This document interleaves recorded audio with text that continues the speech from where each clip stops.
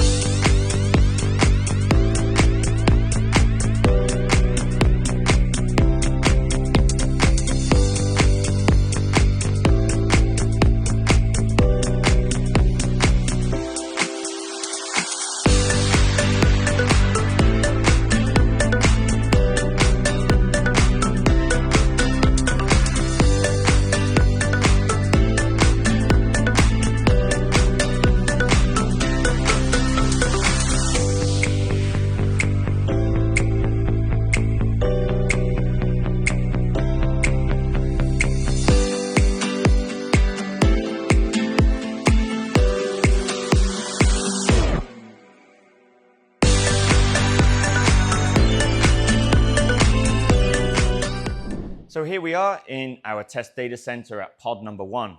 So pod number 1, we've got 10 racks and we've got 2 in-row AHUs here. On each one of the racks, we've got 3 fans, which will be on VFDs, so we can control the amount of air we're pushing through the racks.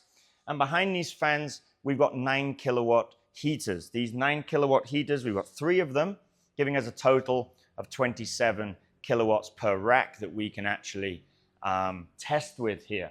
So that's 270 kilowatts in the 10 rack pod. Those heaters are on control systems which allow us to control the amount of heat and power that they're using. So we can run this pod in various different configurations from kind of 1 kilowatt up to 27 kilowatts. And we can also vary the loads as well to simulate a real data center. And we could also simulate having higher loads at the top and lower loads at the bottom and so on. So we have hotspots. We've also got installed on here our SP2 Plus LCD display, the cabinet thermal maps. We've got an SPXN in here as well, and switches to control the systems that are in here, as well as a differential air pressure sensor. So we're putting a full suite of sensors on every one of the racks and around the whole system so that we can very much monitor what's going on inside of the facility.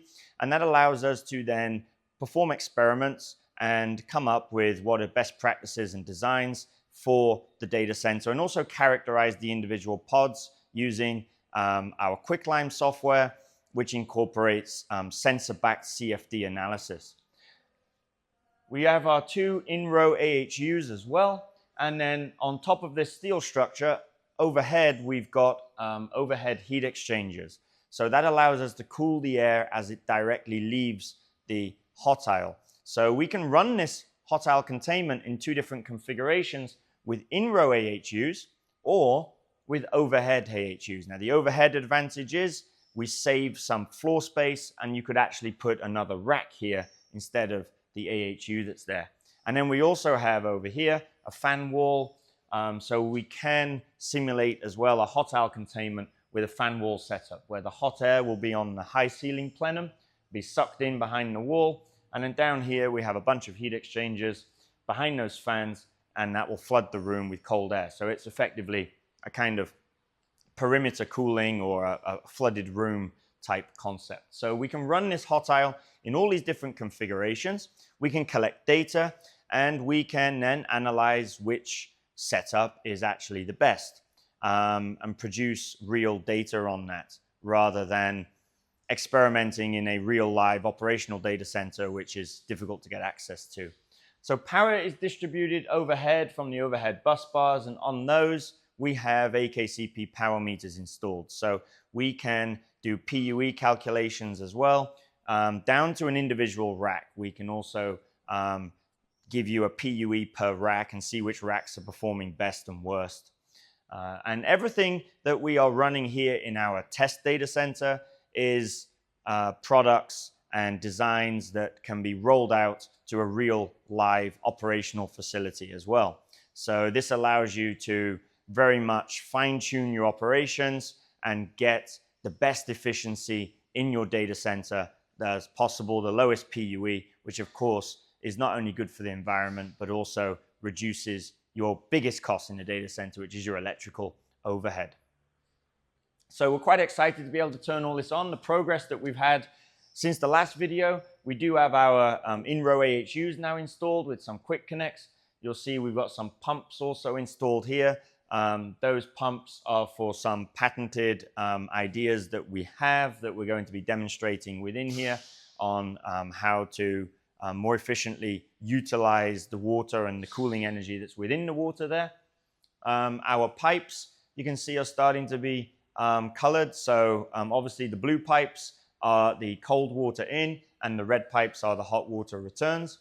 And you will see in the final one also some yellow pipes, and those are a kind of a mix of hot and cold. Again, that's part of a patented cooling system idea that we're going to be demonstrating within this facility. So we've got 1 megawatt of power total. Obviously, we're only using around 270 kilowatts for this pod. The space over here, which is currently being cleared and getting ready, where this is going to be for a cold aisle containment pod. So we'll have both hot and cold aisle containment, and we'll be able to demonstrate both setups and also as well simulate a real live customer's environment.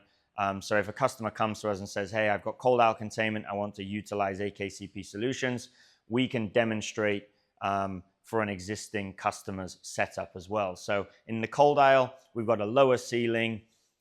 So this would be advantageous if you were installing in an existing building where you didn't have high ceilings. Then you could consider cold aisle containment rather than the hot aisle containment and the overhead heat exchangers that requires a much taller ceiling.